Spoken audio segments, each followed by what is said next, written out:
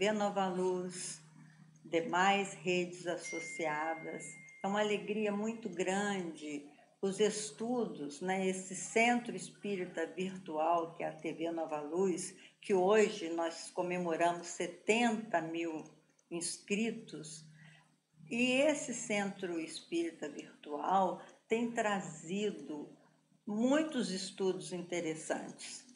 Da nossa parte, estamos quase que finalizando, finalizaremos agora no mês de dezembro, o estudo desse livro grandioso de Leon Denis, chamado Depois da Morte. E a pergunta que fica é: serviu para que nós encarássemos este momento inadiável da nossa vida de uma forma mais otimista? Serviu para que a gente não tivesse o medo da morte? Porque, na verdade, quando nós abrimos o programa, nós dissemos, na verdade, nós não temos medo da morte, a gente tem medo da dor, tem medo do sofrimento. Seria possível a gente desencarnar sem sofrimento? É claro que sim.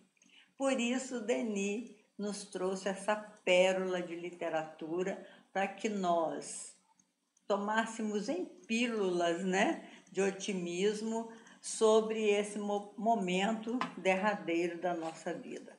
Na semana passada, nós falamos sobre a missão do homem na Terra. Qual seria a nossa missão na Terra? Vimos a semana passada. E, em resumo, Denis diz que viemos aqui na Terra para o nosso aperfeiçoamento moral. Todos nós reencarnamos muitas vezes, temos apenas uma vida e múltiplas existências. E nessas múltiplas existências, em cada uma delas, nós adquirimos valores morais para a nossa vida e treinamos nos tornarmos melhores, buscando um caminho mais justo. Mas no dia de hoje nós vamos ver um assunto assim muito bom, que é sobre Jesus. Como nós estamos praticamente finalizando o mês de dezembro e o Ocidente comemora o mês de dezembro com o Natal, com o nascimento de Jesus, e a gente viu que Denis diz que nascer todo mundo nasce, né? A beleza do cristianismo não está no nascimento de Jesus. A beleza do cristianismo está na ressurreição, ou seja, na nossa imortalidade, na prova da nossa imortalidade. Para isso é que ele veio. Mas ele, para ressuscitar, digamos assim, para mostrar, provar a imortalidade, ele teve que realmente nascer. E ele começou a se chamar do Filho do Homem, que é um estudo muito interessante. Será que ele chamava de Filho do Homem para provar a natureza humana dele? Porque existem vários estudiosos que dizem que ele foi gerado pelo Espírito Santo e, portanto, ele não nasceu no ventre de uma mulher. Será que ele, ao se chamar o Filho do Homem, ele quis dizer exatamente isso, a sua natureza humana? Ou será que ele quis, como diz alguns historiadores, comprovar as profecias de Daniel, onde Daniel, lá atrás, 600 e tantos anos antes da chegada do Cristo, ele falava no Messias. Muitos foram os profetas que falaram daquele que viria matar a serpente, né? A serpente era a figura do demônio. Esse Messias viria libertar o povo judeu e matar o demônio da terra e trazer a felicidade eterna para os homens. O que você acha? O que você pensa a respeito disso? Outras pessoas, no entanto, dizem, os mais jovens principalmente, que quando Jesus falou o Filho do Homem, ele queria dizer, eu sou o cara, né? Na linguagem jovem, assim, ele é o cara, eu sou o cara. Mas é interessante que eu anotei aqui que a primeira vez que Jesus falou que ele era o Filho do Homem, ou se chamou de Filho do Homem, foi em Mateus 8:20, em que ele disse: as raposas têm os seus covis, as aves do céu têm os seus ninhos, mas o Filho do Homem não tem onde reclinar a sua cabeça. Foi a primeira vez que ele falou. E depois disso, diz os historiadores, que ele falou mais de 80 vezes, ele se chamou do Filho do Homem. Alguns estudiosos também afirmam que ele, como nós já falamos, ele veio confirmar as profecias a respeito do Messias. No capítulo 7 do seu livro, o profeta Daniel, que viveu no ano 605 a.C., fala sobre suas visões à noite. Ele chegava à noite e tinha um monte de visões. E ele escreveu uma que viu vindo o Filho do Homem nas nuvens do céu. Citação dele, entre aspas, como Filho do Homem, e dirigiu-se ao ancião de dias e o fizeram chegar até ele. Continuou dizendo que foi dado ao Filho do Homem o domínio e glória e o reino, para que os povos, nações e homens de todas as línguas o servissem. Seu domínio seria eterno e não passaria o seu reino jamais, ele jamais seria destruído. Isso está em Daniel 7, versículo 14. Então, essa profecia de Daniel, falada 605 anos antes da chegada do Messias, fez com que, segundo alguns historiadores, Jesus sempre se denominasse o Filho do Homem, para que ele acordasse o povo de Deus para a certeza de que ele seria o Messias. Porque segundo os evangelhos apócrifos, né, que teve vários escritos a respeito da vinda do Messias, eram muitos profetas que eram considerados Messias. E eles não poderiam saber qual realmente seria o Messias prometido, aquele que viria das nuvens do céu, etc. e tal, salvar o povo judeu. Em Mateus 26:64, o próprio Jesus declara algo maravilhoso. Ele diz, entre aspas, eu, porém, lhes digo que desde agora verão o Filho do Homem sentado à mão direita do Poderoso e vindo com as nuvens do céu. Você vê que a semelhança entre isso que Jesus falou e aquilo que Daniel houvera dito 600 anos atrás é muito semelhante, né, meus irmãos? Dando, assim, a quase certeza de que Jesus queria realmente enfatizar que ele era o Messias prometido pelos seus ancestrais.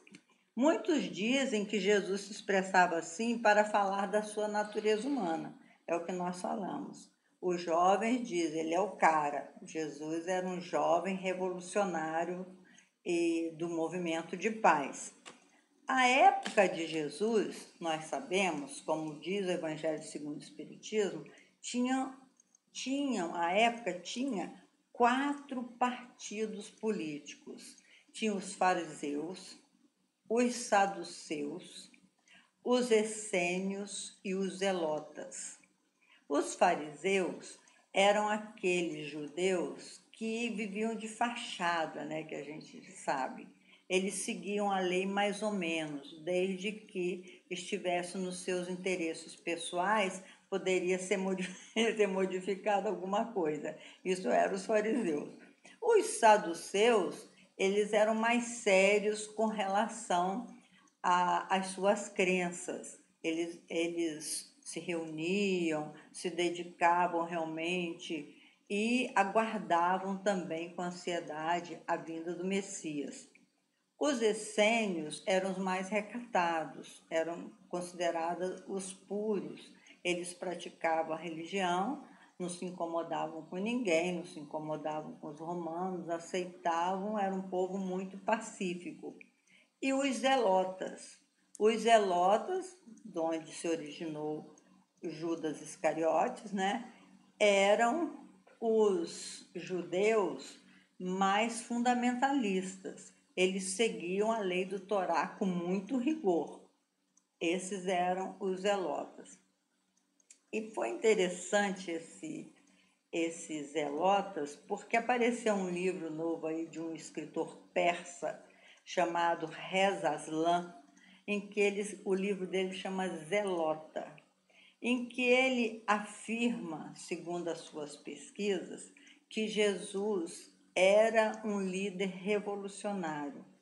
Embora fosse pacifista, ele tinha uma missão política na época, segundo ele, que quando Jesus pegou a moeda de César e disse assim, dai a César o que é de César e a Deus o que é de Deus, ele fomentou uma revolta no povo judeu no sentido de se libertar politicamente dos romanos, porque eles acreditavam, os judeus, segundo a pesquisa desse historiador, eles acreditavam que os judeus, a terra prometida, era enviada por Deus aos judeus. Então, quando ele falava dê a César o que é de César e a Deus o que é de Deus, eles estavam dizendo para os romanos, de uma forma sutil, saiam dessas terras, que essas terras são dos judeus. As terras são de Deus, do nosso Deus, não pertence aos seus deuses pagãos. Então, o romano não era benquisto, nenhuma dominação, na verdade, é benquista, né? Mas ele coloca Jesus como um revolucionário político da época. E Jesus, segundo o Espiritismo, isso que é bonito a gente falar, que na questão 625, Allan Kardec pergunta qual foi o maior espírito que já passou pela Terra, os espíritos responderam simplesmente Jesus. É o espírito mais evoluído que já passou pela Terra.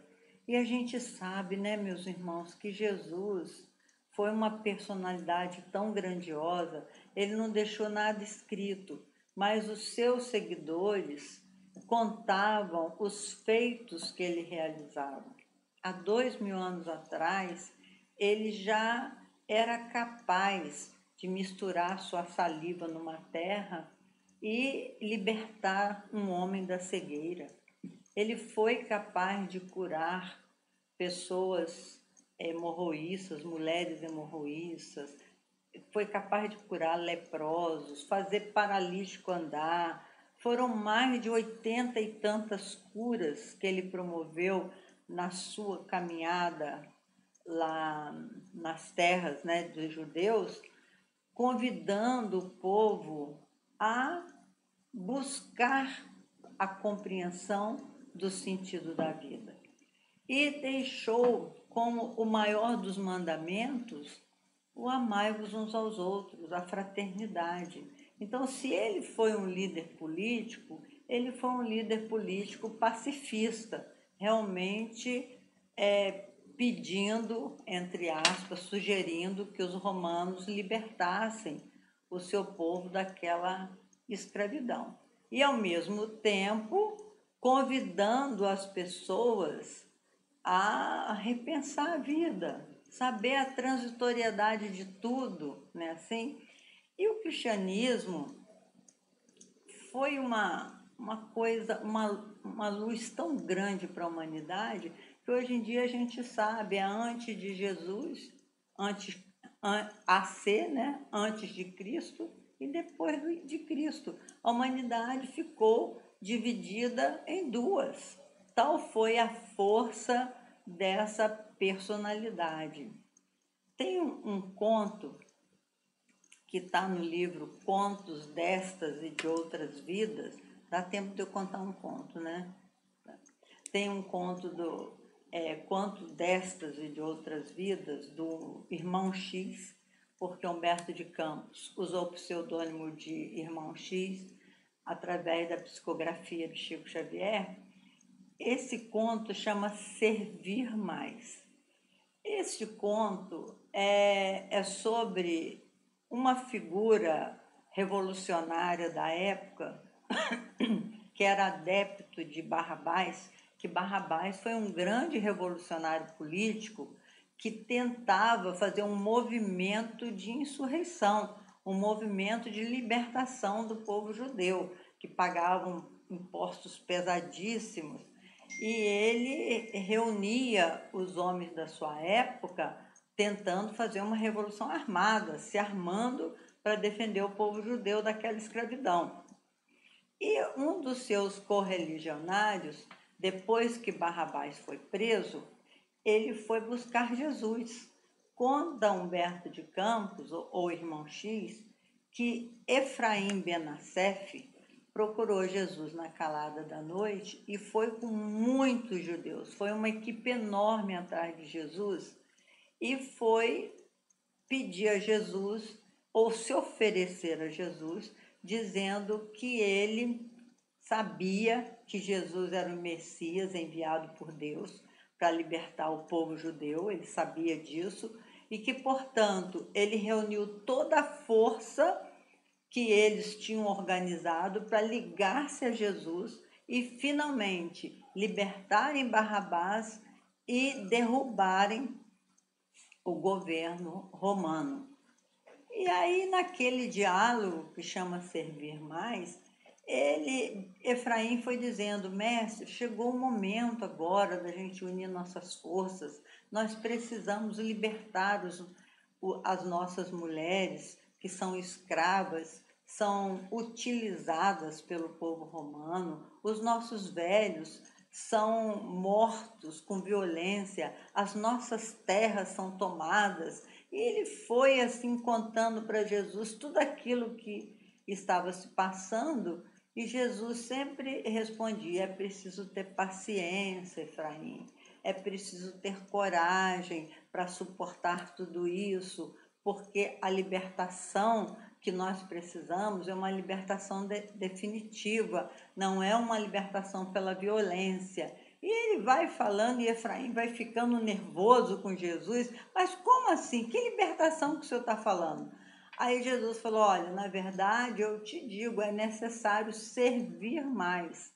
Quanto mais nós servirmos a causa do bem, mais chance nós teremos de construir este reino de amor, de trazer o céu para o nosso espaço, de libertarmos definitivamente o nosso povo. E Efraim ficou muito nervoso com esse discurso e falou assim: eu não quero saber desse seu blá blá blá, não, digamos assim. Saiu muito nervoso, chamou todos os correligionários dele e saíram batendo o pé e foram embora. E dias depois, claro, que Jesus foi preso, né? Ele se deixou, permitiu ser aprisionado, porque nós sabemos que muitas das vezes os romanos tentavam aprisioná-lo e ele desaparecia no meio da multidão, ele não estava na hora ainda dele ser aprisionado, ele sumia, né? Mas naquele dia, quando Judas chegou e lhe deu um beijo no rosto, era o momento que ele deveria ser realmente aprisionado, passar por aquele julgamento todo, e diz Humberto de Campos que naquele dia que ele foi aprisionado, Humberto de Campos, Efraim chegou na frente dele e falou assim: e agora, Jesus de Nazaré, você acredita que vale a pena ainda suportar esses romanos? E Jesus respondeu com aquela mansuetude dele: Efraim, meu amigo, é necessário ter muito amor e servir mais. Diz que foi, segundo Humberto de Campos, as últimas palavras que Jesus disse antes de passar por aquela tortura toda que a gente sabe que ele passou, né? Então é necessário ter muito amor e servir mais. Então, assim, dá para entender que naquela época era muito difícil para aquele povo escravizado imaginar que o Messias não viria em toda a sua glória. Eu acho que eles imaginavam, e se nós estivéssemos lá, talvez imaginássemos também, que Jesus viria em toda a sua glória, como disse o profeta Daniel, vinha das nuvens, e aí esmagar a serpente, né? A serpente simbolizando todo o mal do mundo, e acabar com todo o mal do mundo, e realmente o reino de Deus seria construído dessa forma.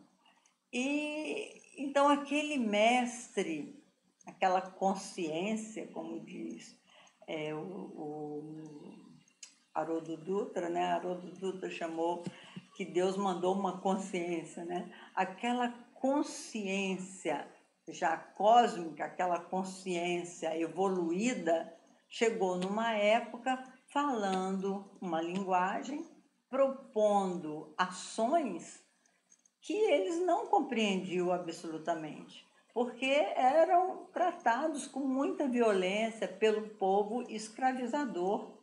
Era um povo que ainda oferecia cordeiro, sacrificar cordeiro no altar, matava o bichinho para poder agradar a Deus. Tal era a primitividade daquela época. Como que aquele povo, como que nós, se estivéssemos lá, iríamos entender aquele projeto de amor de Jesus, não é? Então Jesus, certamente, quando assumiu a missão de Cristo de Deus, aos 30 anos, que foram 3 anos, na verdade, que ele realizou o seu messianato, como que pode, ele sabia, né? Com certeza ele sabia da dificuldade que seria implantar na terra um reino de amor e de sabedoria. Ele veio com a mensagem, deixou-se imolar na cruz, né, como um bandido, e a gente fica imaginando naquela imagem tão linda da sua mãe, né, suportar toda aquela dor de ver o seu filho carregar aquela cruz enorme naquele caminho até o Gólgota, né? E também tem um texto lindo da Amélia Rodrigues, em que ela conta que Jesus, naquela caminhada, ele olhando, acompanhado pelas mulheres, porque os homens todos fugiram, os homens se acovardaram, que era uma morte muito cruel mesmo, a pessoa ficar perdendo sangue pendurada numa cruz, até faltar o oxigênio e morrer asfixiado praticamente, uma morte muito dolorida. Então os homens todos fugiram, tiveram muito medo depois que prenderam o seu mestre, e ele vendo a porção de mulheres chorando, ele disse, segundo Amélia Rodrigues, mulheres, chorai antes por vós mesmos, porque a minha dor termina aqui no Gólgota. A de vocês não sei ainda quando é que vai terminar, né?